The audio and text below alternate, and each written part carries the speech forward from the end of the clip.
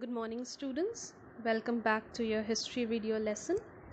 Now, in the last lecture, we introduced the topic of Mahabharata and how historians perceive it as a historical source to study about ancient Indian society. Now, we also mentioned the fact that Mahabharata was composed over a period of 1000 years, that is, from 500 BCE till the end of Gupta era. So, this composition of the various shlokas, that is 1 lakh verses or shlokas which the Mahabharata is made up of, was in Sanskrit language, and it was later committed to writing during the period roughly around 200 BCE to Gupta era. Okay, matlab it was a continuous process. So it was committed to writing in Sanskrit. Okay, so the language was Sanskrit, the script was Sanskrit. But do keep in mind that Sanskrit was not the only language in which Mahabharata was written. India being a vast subcontinent, the basic source material of Mahabharata was written or committed to writing in various scripts, okay, whether it was Tamil or various other regional languages which were prevalent in ancient India. Okay, do keep in mind Hindi or Urdu were not or had not evolved as a language till then.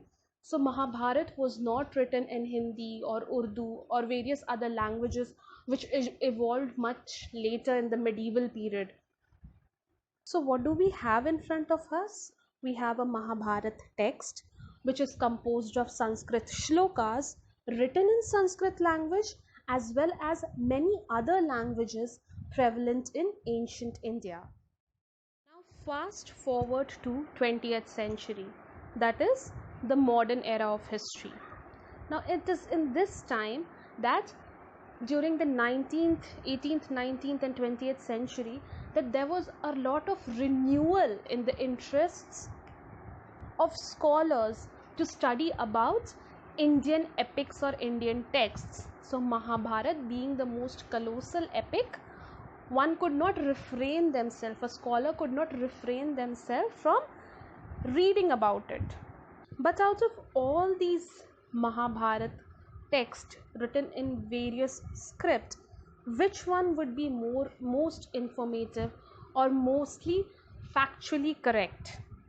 So rather than singularly taking out only the Sanskrit text of Mahabharata, an ambitious project was undertaken, okay, in the modern era, that is around 1919, under the leadership of V.S. Sukthankar, that is Vishnu Sitaram Sukthankar, who took up this project where he decided to compile a critical edition of Mahabharata.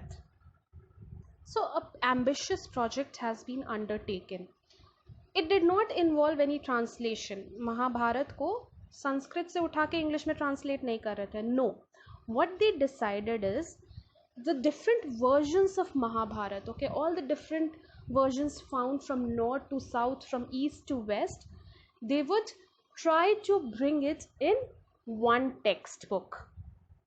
So what did Sukthankar and his team decided to do? Okay, obviously it cannot be handled by a single person, so he had a team to help him out. So the first step in doing this work was collecting all the different versions of the Mahabharata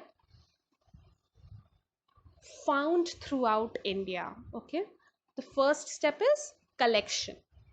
Second thing that they did was they started comparing all these different versions. Now when you are doing this task of comparing, कोई भी stream हो, कोई भी work ho, what do? You try to seek or find out the similarities and dissimilarities existing between them. Okay, so this is what Sukthankar and his team did. From the collected material, when they compared, they did it on the basis of trying to find the similarity and dissimilarity.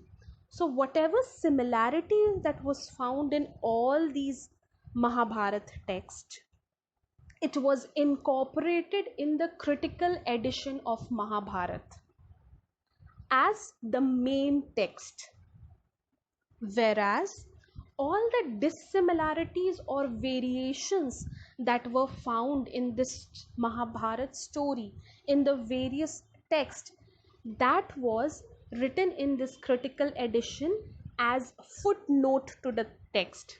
Her matlab, if you read a textbook, you've seen the main explanation will be written in bigger fonts, and the marginal or not so important information will be written at the bottom.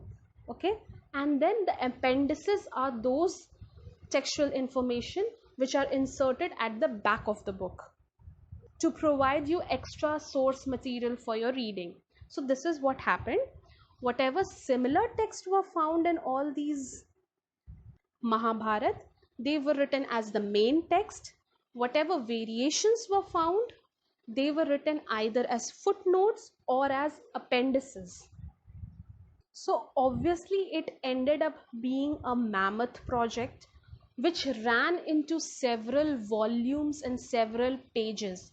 It is mentioned in your NCERT, it ran into 13,000 pages and several volumes, and it took almost 47 years to complete the project. Just imagine the kind of dedication. When they started, India was a colony of Britain, and when they finished the project, it was under an independent India. So why is this variation so important that it has been mentioned in the critical edition of Mahabharata, not only in the footnotes but also in the appendices? See, this variation, it indicates those local ideas about Mahabharata and its stories, those regional ideas which refuse to die down. They refuse to bow to the dominant tradition of the Sanskrit Mahabharata. So what they did, they were existing side by side with Sanskrit Mahabharata. They were not overpowered by it. So obviously whatever local ideas or practices about Mahabharata were, and whatever the dominant Mahabharata Sanskritic text was, they must have resorted or tried to tame their differences through dialogues. So वो phrase है ना, argumentative Indian, why is that so important? Because they are talking about how instead of trying to fight the ideas, what they are trying to do is they are trying to synthesize these ideas, they are trying to bring them to a consensus. Because the original text of Mahabharata, the original Sanskrit text, has a different way of storytelling, they have a different way of seeing or telling things, and the local idea about Mahabharata, that is different. So they are coming at a midpoint, they are arriving at a consensus, and it was only possible through dialogue, that is conversation between these two ideas or tradition. So whatever processes shaped the social history of ancient Indian people, we come to know about it majorly through texts written in Sanskrit. We treat them as authoritative texts.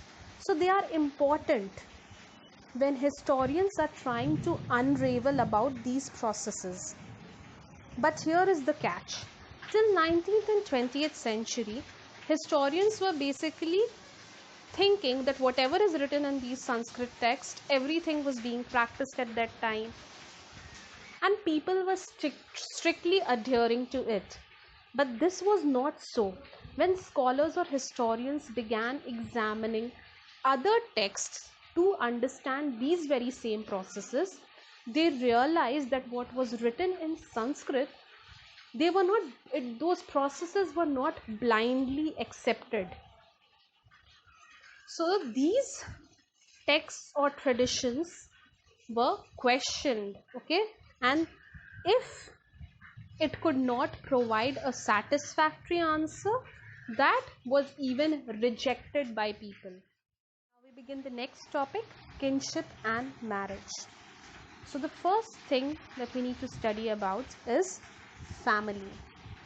So in sociological terms, if you are thinking about family, family is recognized as the basic unit of society. Just like एक बहुत famous line है that cell is the basic unit of life. Same way, family is the basic unit of society. Now this family, when we are talking about, it can be either a nuclear family, that is consisting of a set of parents and children, or it could have been an extended family. We have already seen in the last chapter how there was a mention of the term Gahapati, who was usually the head of the family, or we can call him the patriarch, who was exercising control over not only people residing in the family, but also over all the land and the resources that the family had.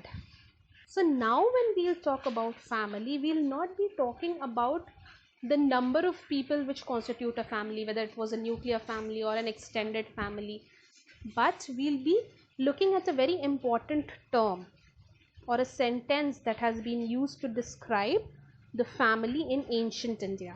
So in ancient India, you were regarded as being a part of a particular family if you shared your food and resources such as land or your economic activity, and if you lived together and performed the rituals together.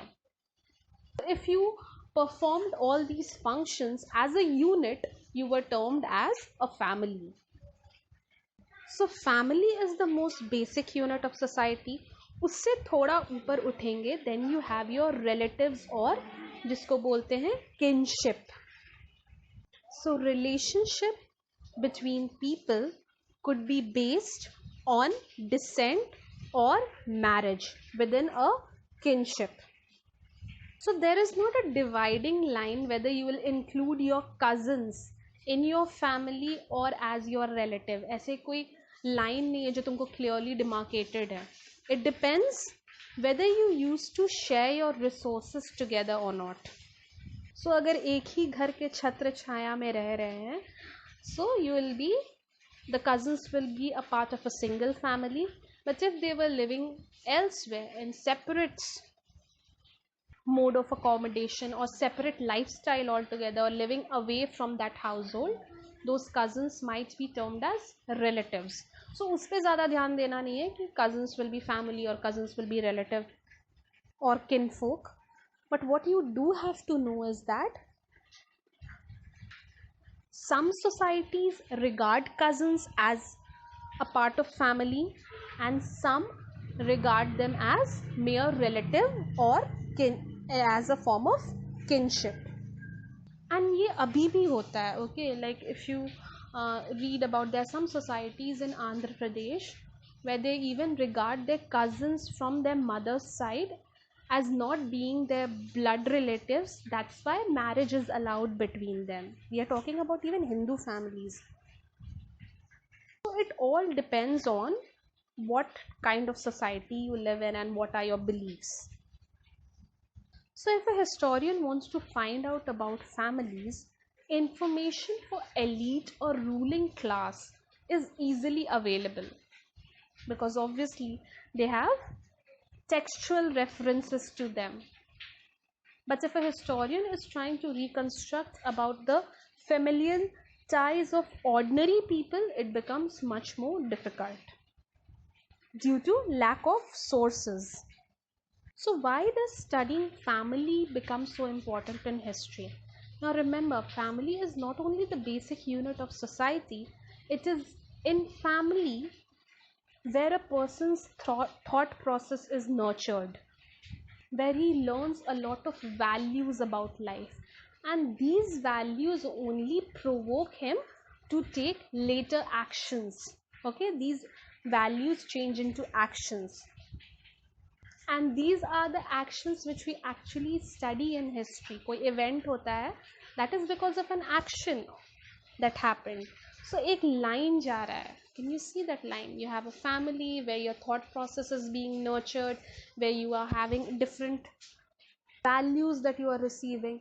These values are being transmitted as actions, and these actions are taking leading to events, and some events are so historical in nature that they are even inscribed in textbooks. So this is it for today. We'll be doing the next topic in the next class. Read your textbook, and I'll be giving you assignments. Do them side by side.